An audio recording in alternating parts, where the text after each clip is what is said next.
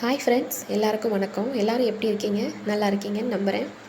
இன்றைக்கி evening vlog தான் பார்க்க போகிறோம்.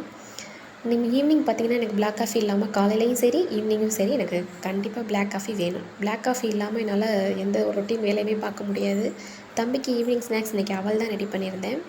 அவளை தண்ணி ஊற்றி கொஞ்சமாக வேக வச்சுட்டு அது நல்லா வெந்து வந்தோடனே அதை ஒரு மிக்ஸி ஜாரில் மாற்றிட்டு கொஞ்சம் நாட்டு சக்கரை சேர்த்து கூல் கன்சிஸ்டன்சிக்கு அரைச்சிட்டு சாயந்தரம் ஈவினிங் ஸ்நாக்ஸாக குழந்தைங்களுக்கு கொடுக்கலாம். இன்றைக்கி நைட் டின்னர் என்னென்னு பார்த்தீங்கன்னா தோசை மத்தியானம் வச்ச மீன் குழம்பு. தம்பிக்கு தோசையே போதும்னு சொல்லிட்டான். அதனால் தோசை வச்சு அவனுக்கு மீன் குழம்பு வச்சு கொடுத்துட்டு மத்தியானம் மிச்சம் இருந்த சாதத்தை வச்சு மீன் குழம்பு வச்சு நானும் சாப்பிட்டாச்சு. அதுக்கப்புறம் கிச்சன் க்ளீன் பண்ணுற வேலை பெரிய வேலைங்க. கிச்சனை க்ளீன் பண்ணி சுத்தமாக வச்சுட்டு அதுக்கப்புறம் தான் மித்த வேலையே.